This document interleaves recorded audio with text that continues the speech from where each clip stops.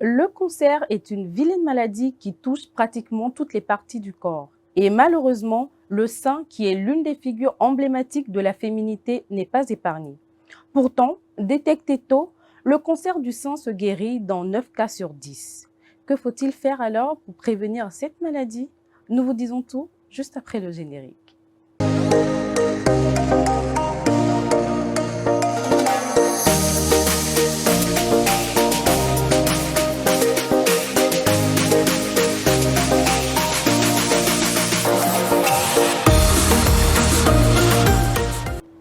Bonjour et bienvenue dans votre émission d'éducation sexuelle sans tabou et sans complexe. Aujourd'hui, je suis en compagnie de la beauté et tout de suite, vous découvrirez pourquoi je le dis. Alors, à ma gauche, j'ai Dr Bonbonne Bédévi Maï, médecin pathologiste. Bonsoir docteur. Bonsoir. Et bienvenue sur notre plateau. Merci. Et à ma droite, j'ai Madame Moumouni Zénab, présidente de l'association Femmes sans cancer. C'est bien cela? Oui, c'est bien ça. Soyez la bienvenue sur notre plateau. Merci beaucoup. Alors, madame. vous voulez nous dire un peu en quoi consiste votre association? Merci. L'association Femmes sans cancer, qui a vu le jour en décembre 2017, est une association qui a pour mission de parler du cancer du sein et du col de l'utérus. Parce que ce sont les deux cancers qui dérangent beaucoup plus les femmes. Le premier, cancer du sein, et le second, celui du col de l'utérus. Donc, Femmes sans cancer informe, mobilise et réconforte. Nous orientons également les patientes vers des structures médicales appropriées et à moindre coût. On fait beaucoup de choses, on est sur le terrain. Les femmes nous appellent, elles nous sollicitent, puisque Femmes sans cancer est constituée de femmes, pour la plupart, qui ont traversé l'épreuve. Donc, nous servons d'exemple. À chaque fois qu'une femme a cette maladie, elle veut avoir recours à nous pour être réconfortée. Voilà ce que nous faisons à Femmes sans cancer. Merci beaucoup pour cet argumentaire. Chers téléspectateurs, vous avez compris que nous avons beaucoup d'informations et les plus justes à vous communiquer ce soir. Mais avant de rentrer dans le vif du sujet, nous avons posé la question à la population pour savoir ce qu'ils pensent du sujet du jour. Nous suivons l'élément puis nous revenons pour le sans tabou.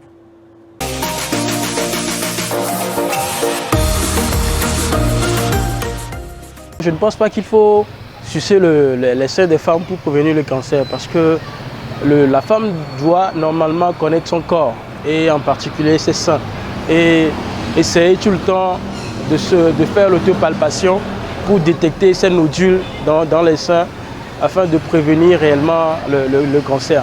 Je pense que c'est la meilleure méthode pour pouvoir détecter si on a cette maladie et pourquoi pas en guérir ou bien essayer de trouver des solutions rapidement, quoi. Je ne pense pas qu'il faut sucer les seins des femmes pour prévenir le cancer du sein. Et je pense aussi que ces assertions sont fausses et douteuses. Pour prévenir le cancer du sein, je pense qu'il y a des normes médicales et scientifiques qui ont été prédéfinies pour lutter contre ce fléau, si je peux le dire ainsi. Comme par exemple l'autopalpation, la mammographie dans les institutions médicales. Il y a aussi le fait d'éviter de consommer certains produits, éviter de porter aussi certains types d'habits, du côté des femmes bien sûr, et aussi essayer d'avoir une hygiène de vie bien définie.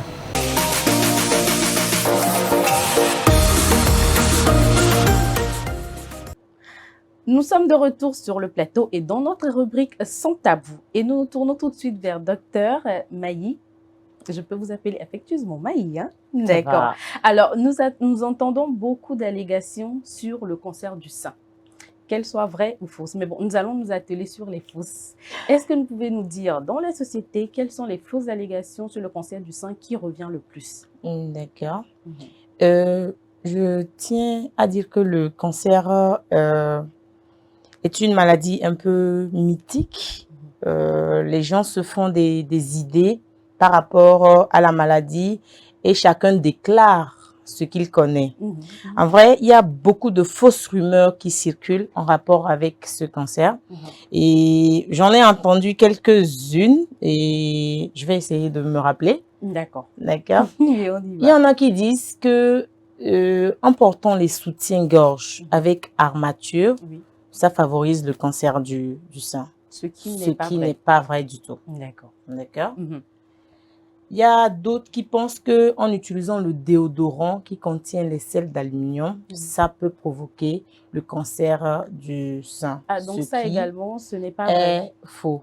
Okay. Il faut noter que le sel d'aluminium n'est pas bien pour les cellules, mais aucune étude n'a pu prouver qu'elle est impliquée dans la survenue du cancer. D'accord. D'accord? Il y a aussi des gens qui disent que quand tu as de grands seins, Une forte poitrine. une forte poitrine, Mhm. tu as la chance de vite faire le cancer. Ce qui Ce qui est... est absurdement faux. C'est faux. D'accord. Hormis ça, Mhm. les femmes qui aiment se pomponner et qui font la chirurgie et qui mettent des prothèses, Esthétique, oui. il y en a qui disent que là, ça crée un risque de cancer. Mhm. Mesdames, c'est archi faux. Mhm. Certes, il y a un risque. Le risque, c'est le risque de surinfection. D'accord. Il peut y avoir rupture de la prothèse, Oui. ce qui peut entraîner une infection, Mhm. mais loin de là, le cancer. D'accord. Donc, voilà quelques Allégations. allégations assez D'accord. fausses prises Il y a ensemble. une spécialement qui a retenu notre attention et sur laquelle nous sommes basés pour formuler notre sujet du jour. Et chers téléspectateurs, notre sujet du jour, c'est « Sucer les seins permet-il de prévenir le cancer du sein ?» Docteur, nous vous posons la question. Est-ce que nos chers hommes, en suçant les seins, peuvent nous aider à prévenir le cancer du sein? Ok. Chers hommes, dites-moi. Vous voulez que je réponde ou vous voulez que je dise ce qui vous arrange? Non, mais Madame Zeynab, ici, nous sommes dans la sororité, on doit se soutenir. Donc, vous devez dire ce qui nous arrange, non? Ce qui est vrai. Oui, ce qui est vrai. Voilà, je dis ce qui est vrai. Mhm. Bon. Je vais vous décevoir, hein. Homme. Sucer les seins d'une femme n'a rien à voir avec la prévention du cancer du sein. D'accord? Mais l'allaitement, donc l'effet succion fait par le bébé, a un effet protecteur sur la survenue du cancer. Donc, cher monsieur, si vous voulez un argument solide pour sucer le sein de vos partenaires, et d'ailleurs, je pense qu'on ne suce pas le sein de sa partenaire. Et attendez, je reviens dessus, on ne suce pas le sein de sa partenaire. Qu'est-ce qu'on fait? Bon, vous savez ce qu'on fait? On ne suce pas le sein de sa partenaire. On fait d'autres choses que les grandes personnes font avec le sein de sa partenaire, mais ce n'est pas dans le but de prévenir le cancer du sein. Par contre, vous pouvez, entre-temps, en voulant faire ce que les grands font avec le sein de leur partenaire, oui. Essayez de checker, apprenez à connaître le sein de votre partenaire parce que vous pouvez être le premier à remarquer un dysfonctionnement à ce niveau. Alors, ne sucez pas, observez les seins et faites ce que les grands font avec le sein. C'est ça. Alors, merci, docteur Maï. Mais dites-moi, est-ce qu'il est possible que les hommes aussi soient victimes du cancer du sein? Le cancer du sein concerne les deux sexes. Plus que la femme que l'homme, mais les hommes ne sont pas épargnés. On a des cas au Togo, hein, on a bien sûr des cas de cancer de sein chez les hommes, au Togo aussi. Voilà, donc les hommes ne sont pas épargnés, mais eux, à leur niveau, ils vont être regardants parce que ce n'est pas les mêmes structures que nous avons. D'accord. D'accord? Donc leur cancer est un peu différent du nôtre. Et la structure se trouve juste en rétro. Voilà. La structure se trouve juste derrière le mamelon. D'accord. Donc, la boule est à rechercher derrière le mamelon, juste chez les hommes, plutôt que dans les quadrants chez la femme. Chez la femme, voilà. d'accord. Et Madame Zeynab, ma toute belle Madame Zeynab, alors, vous avez fait l'expérience du cancer du sein. Et vous êtes là ce soir pour nous en parler, nous parler de votre expérience. Alors, dites-nous, comment avez-vous appris le diagnostic de votre maladie, enfin de la maladie? Voilà, merci. En fait, c'était un matin où je me suis réveillée et j'ai senti un mal de cou. Et tâtant le cou, je ne sais pas pourquoi, ma main s'est posée au niveau de ma poitrine et j'ai senti une masse. Une masse. J'avoue qu'elle ne m'a pas effrayée. Mais je suis allée voir le médecin. Pourquoi? À cause du mal de cou. Mais j'ai pris soin quand même de dire au médecin qu'il y avait quelque chose ici. Et donc, après l'examen clinique du médecin, Oui. il m'a demandé d'autres analyses, mammographie, échographie mammaire et tout. Ensuite, biopsie, il me demandait un certain nombre d'analyses au fur et à mesure. Et finalement, on m'a révélé que j'avais un cancer. Et comment avez-vous vécu ce diagnostic posé? Voilà. Ce jour, j'ai passé une nuit blanche. Je n'ai pas dormi. Parce que c'était comme le monde s'effondrait. Et c'est-à-dire, je me posais tas de questions. Mais le cancer, pourquoi moi? Pourquoi? Mais c'est quoi ça? Pourquoi je peux avoir cette maladie? Moi, une pauvre femme. Pour moi, ce sont les riches. C'est une maladie qui attrape des gens bien déterminés, pas moi. Je dis, mais il n'y a pas ça dans ma famille. Où est-ce que j'ai pris ça? Donc, c'était des questions que je me posais et auxquelles je n'ai pas pu avoir de réponse. Ouais. D'accord. Dans son argumentaire tout à l'heure, Madame Zeynep disait qu'elle a remarqué une masse au niveau de son sein. Donc, j'aimerais demander quelles sont les manifestations du cancer du sein. D'accord. Les manifestations du cancer du sein sont nombreuses plutôt. Et on va partir du fait de ce qu'on voit à l'inspection. Avant que nous n'allons aux manifestations, quels sont les facteurs de risque du cancer du sein? D'accord. Les facteurs du risque du cancer du sein sont scindés en deux, les modifiables et les non modifiables. Aujourd'hui, je commence par les modifiables, c'est-à-dire ceux sur lesquels nous pouvons agir. D'accord? Et nous avons d'abord le premier, le manque d'activité physique est un facteur de risque. Il faut inclure au moins 30 minutes d'activité physique dans son quotidien. C'est très important. Pas que contre le cancer du sein, mais contre tous les cancers. D'accord? Et pour le bien-être même du corps. Exactement. D'accord? Et à part ça, nous pouvons citer le fait d'être en surpoids ou en obésité, surtout après la ménopause, qui favorise la survenue du cancer du sein.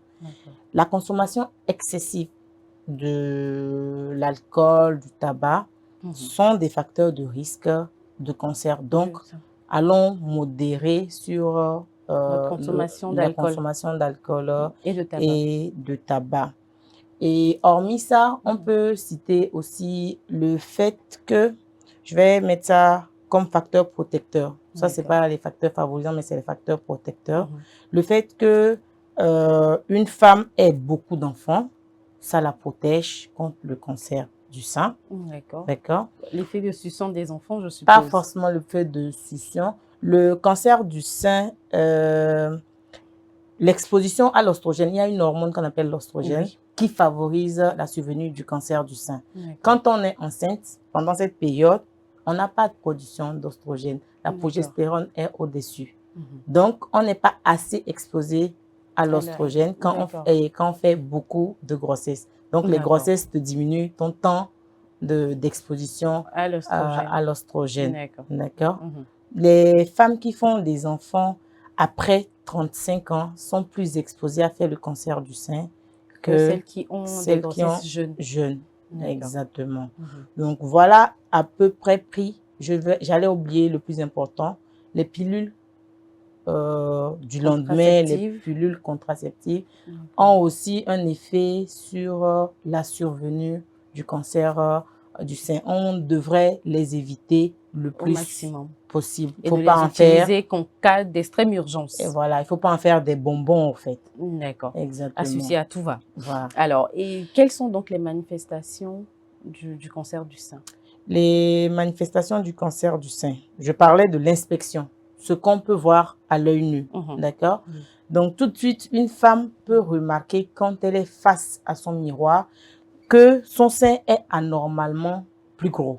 Ça doit être un signe d'alerte. Tu peux remarquer que la peau de ton sein a changé. Il y a des petits points comme on voit sur la peau d'orange. On appelle ça une infiltration de la peau. Donc, c'est l'aspect en peau d'orange qui peut t'interpeller. Tu peux être debout en face toujours de ton miroir. Tu vas remarquer peut-être que ton mamelon, normalement, il est bien debout. Là, il est retracté, c'est-à-dire il est rentré à l'intérieur. Là, c'est un signe qui doit aussi t'alerter. Souvent, tu peux te mettre debout et tu vois de façon spontanée un écoulement mamelonné qui est peut-être jaunâtre ou sanguinolent. Ça, c'est des signes qu'on peut voir tout de suite et qui peuvent t'alerter. Il y a des signes qu'on recherche à la palpation, d'où l'autopalpation du sein. Nous allons y arriver. D'accord. Alors, dans le cas de Madame Zainab, elle n'a pas eu de signes visibles, comme vous l'avez dit, mais plutôt un mal de cou. Et c'est en voulant traiter le mal de cou qu'on s'est rendu compte du cancer du sein. Alors, dites-nous, comment s'est fait votre prise en charge dans nos structures hospitalières? Voilà, donc après le diagnostic, Oui. on m'a fait une chirurgie. D'accord. Et pour mon cas, ils ont enlevé le nodule, La boule la que vous boule, avez, plus voilà. une grande marge de sécurité. D'accord. Voilà, on n'a pas enlevé tout le sein. Mhm. On a fait ça et ils ont envoyé à l'anapath pour analyse. Mhm. Et les résultats ont révélé que j'avais un cancer de stade 3. D'accord. Et là, le médecin a refait une autre chirurgie et m'a fait ce qu'ils appellent le curage axillaire. Ils ont enlevé des ganglions et qu'ils ont encore envoyé pour analyse. Mhm. Et après, les résultats ont révélé que sur les 9 ganglions, il y avait un ganglion qui était atteint, qui avait des cellules cancéreuses, qui contenait des cellules cancéreuses. Mhm. Et là, le médecin m'a dit que je devais suivre un traitement sur 6 mois. Mhm. Et ce traitement, c'était la chimiothérapie. Mhm. Et cette chimiothérapie, c'est disons, une composition de plusieurs médicaments et qu'on te met sous forme de sérum. Ça ne prend pas du temps, à peine 1 heure de temps. Et c'est vrai, beaucoup m'avaient parlé de ça. C'est terrible et tout ça. Bon, moi, quand on m'a placé le sérum, je me suis dit après ça que mais c'est rien du tout, c'est tout ça. C'est ça la chimio. Mais c'est arrivé à la maison. Après 1 heure de temps, après 1 heure, 2 heures de temps, que j'ai commencé par sentir une faiblesse extrême, une fatigue extrême, au point où je ne pouvais même pas parler. J'étais tellement fatiguée, faible. Après, c'était des vomissements. J'ai tellement vomi, c'est comme si mes intestins allaient sortir de moi. C'est terrible. Et ça m'a pris au moins quelques 72 heures, donc 3 jours de vomissements, de malaise et tout. Des effets secondaires dus à la chimie. Et après les 3 jours, ça a cessé, mais c'était des plaies dans la bouche, et des démangeaisons sur le corps, des éruptions cutanées. Vraiment, c'est pas gai. Mais 1 semaine après, bon, je me sentais bien. Et 2 semaines après, puisque c'est chaque 21 jours qu'on te refait la chimio. Donc, c'est ce que j'ai fait pendant, ça dit 6 fois.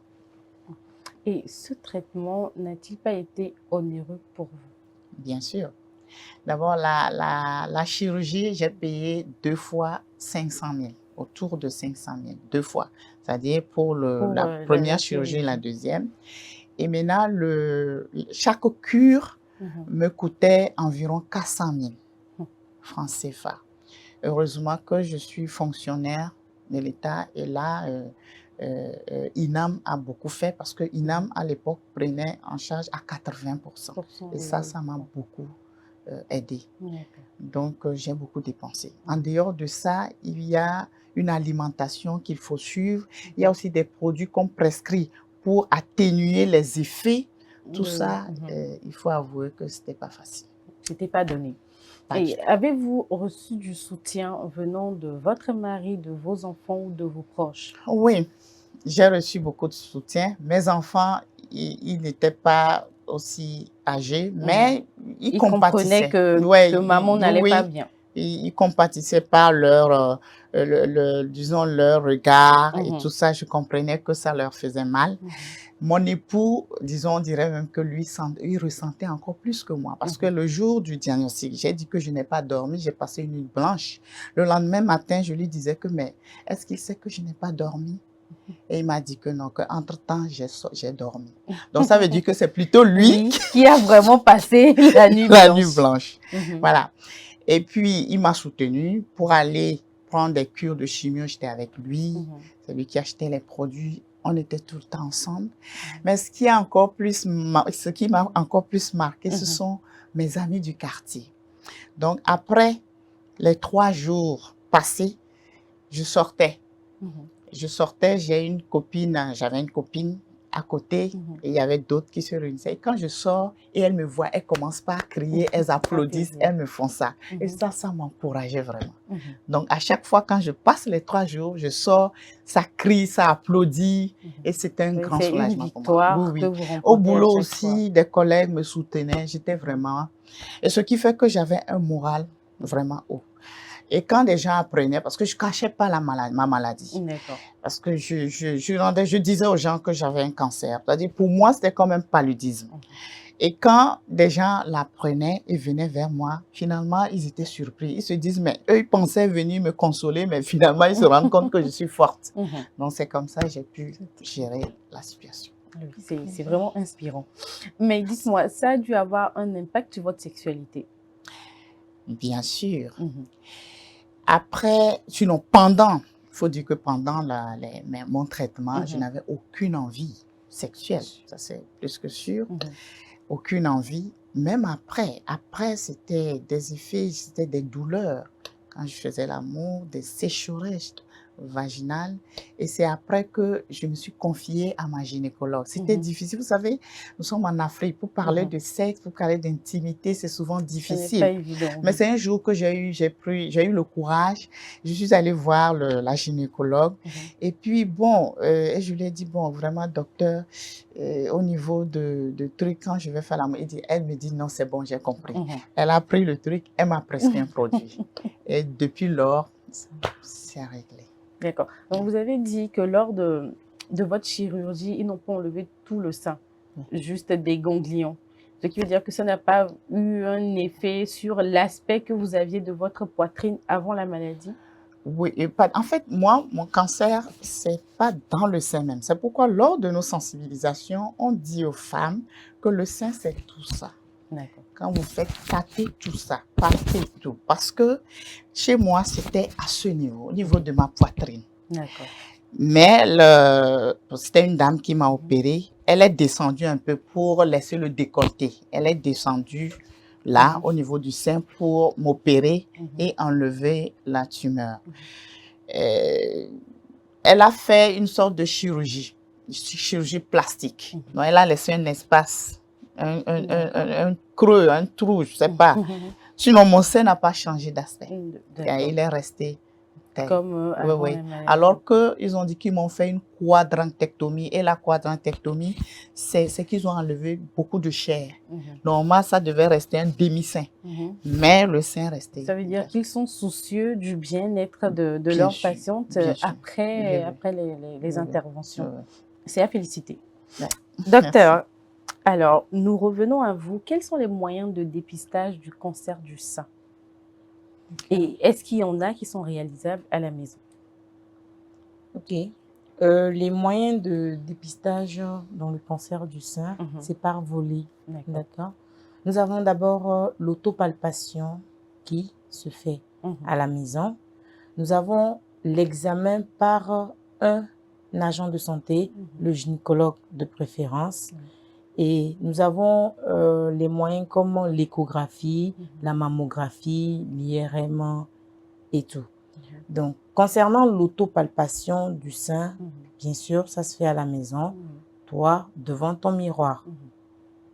Je ne sais pas s'il faut aller dans les détails ou je saute. Non, je vais dans les détails. D'accord. Lors de l'autopalpation de ton sein, il faut vraiment être soit en face de ton miroir, d'accord, pour t'observer en premier, soit accompagné de ton mari. D'accord. D'accord. Tu peux le faire toi-même ou tu demandes à ton mari de t'aider à le faire. Si tu n'as pas le miroir, ou une sœur, sa mère, enfin quelqu'un qui assiste. Exactement, qui assiste. Donc, tu observes d'abord ton sein et j'avais déjà parlé des signes qui pouvaient faire appel qui pouvaient être un signe d'appel de cancer. Donc, il y avait 4. Soit ton sein est augmenté de volume plus que d'habitude, soit la peau de ton sein a changé d'aspect avec des points comme l'aspect de peau d'orange, soit ton mamelon est devenu ombiliqué, soit ça a changé de couleur, la peau de ton sein a changé de couleur, c'est devenu plus rouge ou plus noir. Donc, c'est des trucs qui doivent interpeller tout de suite. Tu le vois au miroir, soit c'est quelqu'un qui le voit et te dit « Ah, je remarque ça ». À part ça, c'est la phase de palpation même. D'accord. Donc, à cette phase, je suppose que je veux palper mon sein gauche. Donc, je mets ma main gauche derrière la nuque. Si je suis assise, je divise mon sein en 4 imaginairement. Je prends mes 3 doigts que j'essaie de palper circulairement. En palpant, j'écrase vers moi le temps de prendre tout le quadrant en fait. Donc, je palpe quadrant par quadrant, soit dans le sens de l'aiguille du montre en faisant les 4, soit dans le sens contraire de l'aiguille du montre.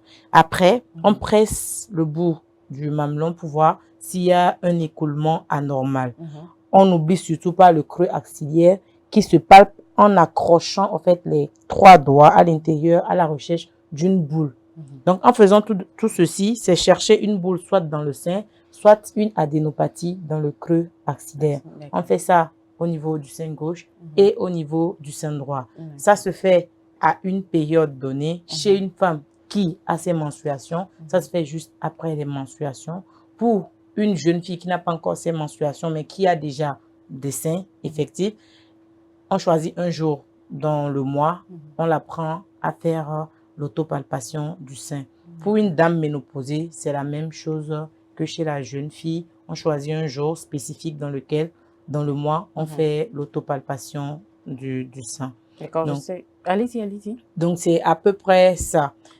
Quand tu finis l'autopalpation du sein, c'est vrai, c'est toi qui t'examines. Ça ne suffit pas. Au moins, dans l'année, il faut se faire consulter au moins une fois par ton gynécologue. D'accord? Il faut une consultation, une fois, se faire examiner son sein, son col de l'utérus et tout ça, au moins une fois l'année. D'accord? Quand c'est le gynécologue qui te palpe, c'est aussi une forme de palpation, mais par quelqu'un de spécialisé. C'est plus fin que ce que tu feras à la maison. D'accord? Mais non. Il y a le dépistage par mammographie, d'accord? De façon systématique, quand c'est un dépistage de masse, à partir de 35-40 ans, on peut faire de façon systématique une mammographie qui est une radiographie du sein qui permet de voir même les nodules les plus infimes que la main ne peut pas palper. Comme on le voit à l'écran. Exactement. On met, exactement, ça se passe comme ça. On met le sein entre 2 plaques. On essaie d'aplatir. C'est vrai, c'est pas agréable. C'est pas douloureux, mais c'est pas agréable non plus. Parce qu'on écrase un peu le sein pour faire envoyer les rayons et avoir l'image. Alors, quand le sein est dense, c'est pour ça qu'on ne fait pas ça chez la jeune fille. Quand le sein est dense, la mammographie ne sert pas à grande chose. Le sein dense, c'est-à-dire? Le sein dense, ça veut dire que les lobules, c'est les glandes qui produisent le lait. D'accord. D'accord? Ils sont encore dans tous leurs états avec toute la densité. Quand je dis dense, ça veut dire que quand on met le rayonnement là, vous voyez, c'était blanc. On voit un tout blanc qui est là. On ne peut pas détecter là-bas une masse, d'accord? Une opacité, on ne peut pas la détecter. Mais quand, à partir de ton 5 ans, le sein est vraiment pas dense, c'est léger, les rayonnements pénètrent très facilement et tout de suite, on peut vite détecter s'il y a présence d'une petite opacité. D'accord. Donc, plus spécifiquement, en tant que pathologiste, médecin pathologiste, à quel niveau se situe votre intervention dans le dépistage précoce de cette maladie? D'accord. Notre intervention est cruciale. D'accord? Et je suppose que dans l'autopalpation ou dans la palpation par le médecin, on tombe sur un nodule. Ça, c'est le niveau gynéco. Le gynécologue envoie vers le radiologue pour faire une écho-mammo c'est au radiologue de voir. L'écho seul peut lui donner les renseignements ou s'il faut faire une mammographie, le coupler avec l'écho. Après ça, le radiologue essaye de donner les indices pour dire, ah, cette masse que j'ai vue fait penser au cancer, mais ou cette masse que j'ai vue fait penser plutôt à une tumeur bénigne.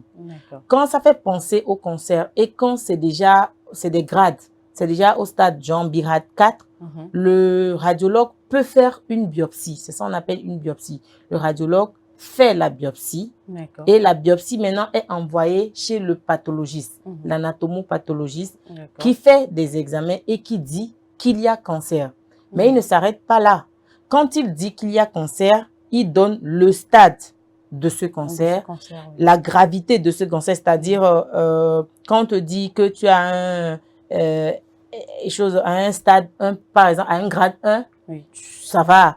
Plus le grade est élevé, ça veut dire que plus c'est grave. D'accord? Maintenant, quand ce n'est qu'une biopsie, il ne peut que te dire le stade, la présence d'embol ou pas. Il te dit ça sur ta biopsie. Et là, maintenant, c'est là que va intervenir l'oncologue.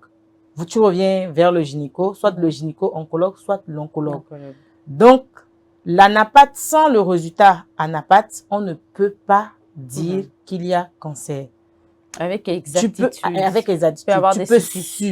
Tu peux suspecter, tu peux orienter, mais tu ne peux pas être formel. Et sans ce résultat, tu ne peux pas être traité. Donc, il est un peu au centre et il donne, en fait, la cadence sur laquelle l'oncologue doit maintenant essayer de faire son traitement. Donc, le cancer ne se traite pas tout seul. Le cancer, c'est une pathologie qui est pluridisciplinaire. On ne reste pas seul dans son coin pour décider de ce qu'on va faire du sein d'une dame qui a un nodule. Ça part, c'est ça on dit qu'on appelle les réunions de concertation pluridisciplinaire. Quand tu as ton cas, tu viens, tu le présentes.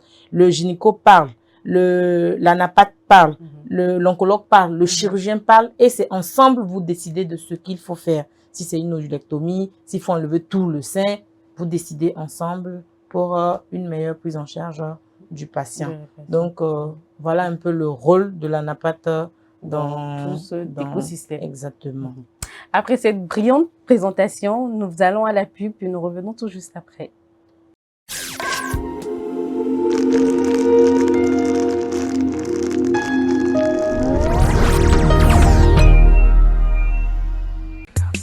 L'amour, c'est des hauts, c'est des bas. Et quand la femme dit non, c'est vraiment non. Mais rien ne vaut un petit cadeau pour raviver la flamme de l'amour. La femme se fait belle et sensuelle pour votre plaisir. Claudia Lingerie, nous disposons de toute une collection de sous-vêtements haut de gamme pour hommes, femmes et enfants à un bon prix. Soyez ceux qui portent des sous-vêtements confortables. Claudia Lingerie, nous sélectionnons pour vous de la lingerie fine de qualité pour sublimer vos soirées. Claudia Lingerie, sur la route d'Agbalépédo, juste à côté du monument Grand Œuf Blanc. Infoline 00228 97 01 03 03 0228 97 01 04 04. Claudia Lingerie, l'élégance a une adresse.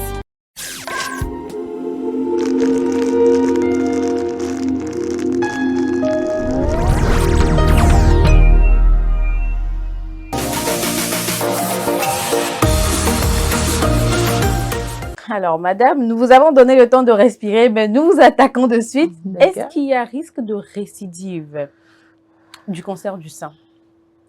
Est-ce qu'il y a risque de récidive du cancer du sein? Je suppose après traitement. Oui, après traitement et après guérison. Voilà, rémission. Après rémission. Le cancer étant ce qu'il est, tout dépend du stade de découverte de la maladie. D'accord? Il y a un truc important qu'il faut savoir, c'est le fait qu'il y ait déjà des métastases, soit ganglionnaires, soit ailleurs. D'accord? Chez une dame qui est encore à son stade où il n'y a pas encore d'embole vasculaire ni de localisation ganglionnaire et que c'est situé au sein et qu'elle a bénéficié du traitement que la RCP aurait suggérer, si cette femme, on la déclare en rémission, elle est à surveiller pour autant. Mais sa surveillance va être un peu différente de cette femme qui a déjà des emboles, qui a déjà une localisation ganglionnaire ou qui a déjà même des métastases. D'accord? Donc, chez une femme qui a déjà une localisation ganglionnaire et même après traitement, on la déclare en rémission, elle reste à surveiller. On ne peut pas dire que sa chance est de 0% de récidive, mais ce n'est pas négligeable. D'accord? Ce n'est pas négligeable. Je ne veux pas être pessimiste, mais on vit avec une peur au ventre que il y ait une éventuelle encore un nouveau cancer qui apparaît quelque part et qu'on te dise que tu es en train de faire une métastase. On vit avec cette peur et c'est pour ça il faut insister sur le dépistage précoce. Quand c'est vraiment précoce, où il n'y a pas encore d'embole vasculaire ni de localisation ganglionnaire, tout est encore possible et tu peux voir tes petits-enfants. D'accord. Et je suppose que c'est une hantise que vit Madame Zainab? Bien sûr. Oui. Bien sûr, parce que tout de suite après mon traitement, moi j'avais cru que c'était fini. Puisque après les cures de chimie dont j'ai parlé, je suis allée faire la radiothérapie, 18 séances de radiothérapie. À mon retour, j'ai cru que c'était fini, j'étais guérie. Là, on m'a fait comprendre que je devais être surveillée régulièrement. Donc, chaque 3 mois, je faisais un certain nombre d'examens, d'analyses et tout ça. Et ça, c'était au bout de 2 ans. Après, on a espacé de 6 mois jusqu'à 3 ans. Donc, ça faisait en tout 5 ans. Et à partir de 5 ans, chaque année, je fais un bilan, et y compris le scanner. Je fais tout le bilan, on surveille. Et tout de suite après 5 ans, donc la 6e année, on me dit qu'on a trouvé quelque chose encore. Le scanner a révélé que j'avais selon les médecins, ce qu'ils ont écrit, que j'avais des lésions apicodorsales gauche et un nodule apicodorsal droit. J'ai demandé à l'oncologue, mais ça veut dire quoi encore? Bon, elle m'a dit non, on va observer pendant 6 mois pour voir ce que ça va donner. J'avoue que je n'ai pas eu ce courage-là. Donc, derrière l'oncologue, je suis allée consulter un pneumologue et je lui ai exposé le problème. J'ai dit que non, je n'arrivais pas à dormir. Et là, il m'a fait une bronchoscopie qui est terrible, une analyse terrible. Et à l'issue de cet examen, il a dit non, qu'en fait, ce que j'ai eu, ce sont les séquelles de la radiothérapie. Les rayons ont laissé une cicatrice. Et donc, c'est ce que... Mais néanmoins, on surveille. Mais jusque-là, ça va? Jusque-là, ça va. D'accord. Est-ce que vous avez peur que l'une de vos filles, si vous en avez, fasse cette maladie à son tour? Bon, peur, j'avoue qu'avec cette maladie, j'ai fait beaucoup de recherches. J'ai lu beaucoup. Et je sais que il y a cette malchance, je ne peux pas dire cette chance, cette malchance, quelle est cette maladie, mais c'est à 5 à 10%. Donc, c'est négligeable. Néanmoins, elle a déjà commencé par faire régulièrement son auto-examen. C'est-à-dire, elle s'observe au miroir chaque mois, après les menstruations, comme l'a dit le médecin. Elle se surveille. Elle surveille, elle regarde les signes extérieurs, ensuite elle se couche, elle fait l'autopalpation. Voilà. Alors j'allais ajouter aussi quelque chose, c'est que chez moi il y a eu 2 signes. C'est après que j'ai d'abord la masse qui peut se détecter au toucher. Et aussi le sein, c'était le sein gauche. Et ce sein, en fait, chaque femme a un sein plus gros que l'autre.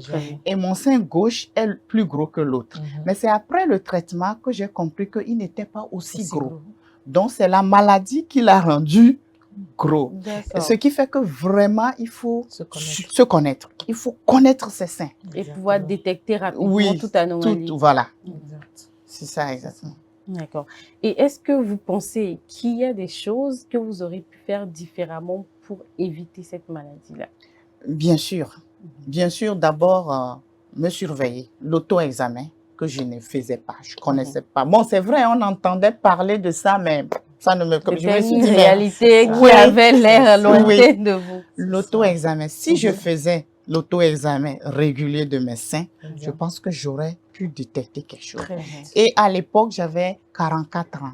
Si, du moins, même si je commence pas à 35 ans, à 40 ans, j'avais commencé par faire mes examens de mammographie. Chaque 2 ans, au moins, on aurait pu détecter quelque chose. Tout ça, c'est dans l'ignorance. Et si, peut-être que s'il fallait retourner en arrière, je pense que j'allais pouvoir me corriger. Et je pense que c'est l'un des axes que vous vulgarisez le plus dans votre association. Oui, parce que sincèrement, cette maladie, vu la façon, le coût, la douleur et toute la souffrance que vous infligez à vous-même et à toute votre famille, à l'entourage, vraiment, cette association, nous l'avons créée pour que nos sœurs, nos mères ne subissent pas ce qu'on a subi. Voilà, pour qu'elles évitent la maladie. Et votre cause, elle est vraiment noble. Merci. Alors, docteur, vous avez dit qu'à partir de 35 ans, le sein n'est plus autant, vous avez dit dense. Mais pour une jeune dame qui, à 35 ans, n'a pas connu de maternité, est-ce que cette densité diminue toujours? Elle diminue toujours. D'accord. La densité n'est pas liée forcément à la maternité. C'est selon l'âge. Exactement. Une jeune fille de 15 ans, tu vois un peu ses seins, même si cette fille n'a pas accouché jusqu'à ses 35 ans, ce n'est plus la même fermeté. Qu'à ses 15 ans. À ses 15 ans, ce n'est plus la même fermeté. Et c'est le radiologue qui juge. D'accord? Arrivé, il se dit non, ce sein, je vais aller avec l'écho parce que je sens qu'il est dense. Le radiologue juge en fonction. D'accord? Ce sein, à la mammo, je pense que je n'aurai rien. Je préfère faire l'écho. Et souvent, ils font l'écho-mammo, ils couplent les deux pour pouvoir avoir plus de détails sur exactitudes dans les résultats. Sur le nodule ou la masse. Et pour des jeunes filles ayant connu tôt la maternité, vous avez dit que ça les protège en quelque sorte, mais est-ce que c'est possible dans ce cas de commencer le dépistage un peu plus tôt, avant les 35 ans? Avec la mammo? Enfin, oui, avec la mammo, avec la radio. Non. Non. Pas du tout. D'accord. La mammo, à partir de 35 ans. Et ce que vous conseillez, c'est plutôt l'autopalpation. L'autopalpation. Et détecter rapidement toute anomalie. L'autopalpation. Connaître son sein. C'est pour ça, je me dis qu'il faut même introduire l'autopalpation dès l'adolescence. En fait, ça devient ton quotidien. Tu connais ton sein. Je connais mon sein. Tout de suite, quand il y a une petite anomalie, ça t'inquiète, en fait. Il faut apprendre aux jeunes filles à connaître leur sein. Si on arrive même à introduire ça même dans l'éducation, même à l'école, je pense que c'est quelque chose de gagné par rapport à la lutte contre le cancer du sein. Et l'introduire dans les cours à l'école leur permettrait de savoir que ces jeunes garçons, en suçant leur sein, ne les prenez pas contre le cancer du sein. Merci, jeunes garçons. C'est un bien qu'il faut quand même bien protéger. Et puis même, c'est le titre. Donc, sucer, non. Non. Enfin, si vous voulez faire les choses des grandes personnes, d'accord, mais même ce dans n'est les pas choses de grandes personnes, on ne suce pas, messieurs. D'accord, il y a la manière de s'y prendre. On ne suce pas. Merci. D'ici, docteur Maï. Est-ce que vous avez des conseils en alimentation que vous conseillerez aux femmes pour repousser le plus le risque de cancer du sein? Une alimentation équilibrée. Ce n'est pas spécifique au cancer du sein. C'est pour d'abord ton bien-être physique et contre la lutte contre tous les autres cancers. D'accord? Il n'y a pas une alimentation spécifique pour dire quand je m'alimente de telle manière, je vais lutter contre le cancer du sein. Par contre, il faut manger sainement. Il faut modérer sur le sucre, sur le sel, faire une activité physique, manger beaucoup de fibres. Donc, et modérer sur les lipides. Tout ça, il faut essayer de t'organiser, manger sainement. Parce que manger bien, manger sainement, c'est différent. C'est pas la même chose. C'est pas la même chose. Surtout quand on commence par avoir les moyens.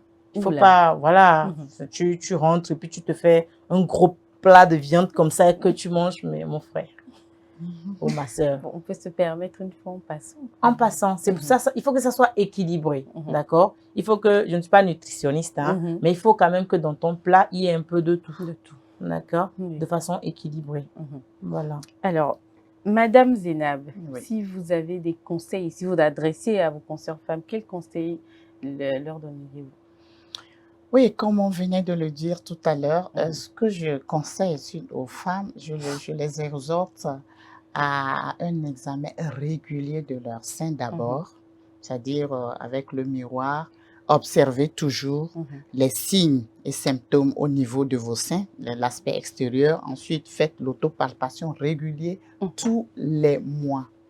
Hein. Et aussi, pour celles qui ont à partir de 35 ans, faites la mammographie chaque 2 ans. C'est très important. En fait, c'est le message d'ailleurs que nous passons lors de nos sensibilisations. Mais on ajoute quelque chose d'autre qui n'a pas un lien direct avec la santé, mais disons, parce qu'on demande aux femmes de prendre soin de leurs activités et d'épargner. Parce que il y a des femmes qui, grâce à la vente de leur terrain, elles ont pu se soigner et aujourd'hui, elles sont en vie. Alors, si vous êtes commerçante et autres, épargnez, achetez des terrains, achetez des biens pour qu'en cas de maladie, on ne le souhaite pas, si votre mari, votre époux n'arrive pas à vous aider, que vous-même vous puissiez vous prendre en charge. Voilà le message que j'ai à donner à nos sœurs. D'accord. Et pour votre mot de fin, est-ce qu'au niveau de votre association, vous avez des activités prévues pour ce mois d'octobre qui est dédié à la lutte contre le cancer du sein? Oui, nous avons des activités. D'abord, il y a plusieurs structures qui nous ont invités parce que le mois d'octobre, c'est l'occasion donc de connaître, d'être sensibilisé, de briser cette ignorance-là autour du cancer du sein. Donc, plusieurs structures nous ont sollicité. Mais nous avons une journée sportive qui va se tenir le 9 novembre. C'est vrai, octobre, ça continue en novembre. Mais... Donc, le samedi 9 novembre, à notre siège. Le siège se trouve à Avenou, dans l'enceinte de l'ONG Visa, du docteur Kouvaï. Et donc, cette journée est consacrée d'abord au sport, parce qu'une femme, et enfin nous les femmes qui traversons cette maladie, on a besoin de nous déstresser. Le stress aussi fait partie des facteurs de risque. Donc, on a besoin de nous déstresser. On va faire de la gymnastique. Ensuite, il y aura des petits ateliers de sensibilisation en français et en langue locale. Nous avons un matériel qu'on appelle poster de citron. C'est 12 citrons qui représentent les 12 signes et symptômes du cancer du sein. Toute femme qui a un cancer se retrouve dans l'un de ces citrons. Et moi, je me suis retrouvée dans 2 des citrons. Et donc, ce matériel-là, nous offrons, ce jour-là, nous allons offrir aux femmes qui viennent pour la sensibilisation. Et quelque part, dans une piole, on va distribuer des prothèses mammaires aux femmes qui ont subi l'ablation des seins.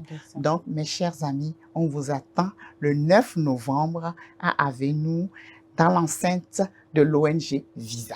Nous vous remercions, madame. Et docteur, est-ce que vous aurez un mot de fin à l'endroit de nos téléspectateurs? Bien sûr. Déjà, la ligation sucée, ça n'existe pas, c'est faux. Et je vais insister sur le dépistage précoce, chères dames, d'accord? Apprenez à connaître votre corps, votre sein. Connaître son sein ne veut pas juste dire regarder son sein au miroir, mais c'est le palper, apprendre à palper son sein. Par année, prends ton temps, va voir ton gynéco, pars en consultation pour te faire examiner. Tu viens pour un auto-examen, mais par le médecin. D'accord?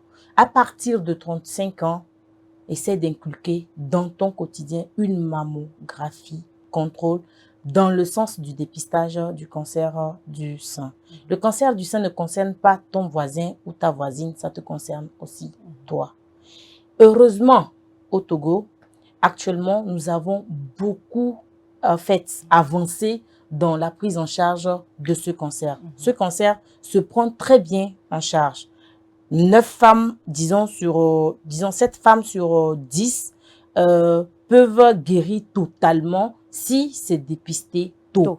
Donc, j'insiste encore sur le dépistage tôt et ça fait moins de coûts quand c'est dépisté tôt. Chères dames, essayez de connaître votre corps et palpez vos seins. Ne laissez surtout pas ces hommes sucer vos seins pour rien en fait. Merci. Je pense que le message est bien passé au niveau de notre téléspectatrice. C'est clair. Alors, nous avons donné ce soir toutes les raisons de se palper, de trouver toutes les anomalies au niveau de son sein et de surtout les moyens, nous avons donné les moyens de prévenir le cancer du sein. Alors, nous vous attendons tous le 9 novembre avec Madame Zainab pour dire oui à la vie et non au cancer. Ce sera tout pour aujourd'hui. J'espère que vous avez passé un agréable moment en notre compagnie. Quant à moi, je vous retrouve la semaine prochaine pour un nouveau numéro. D'ici là, portez-vous bien.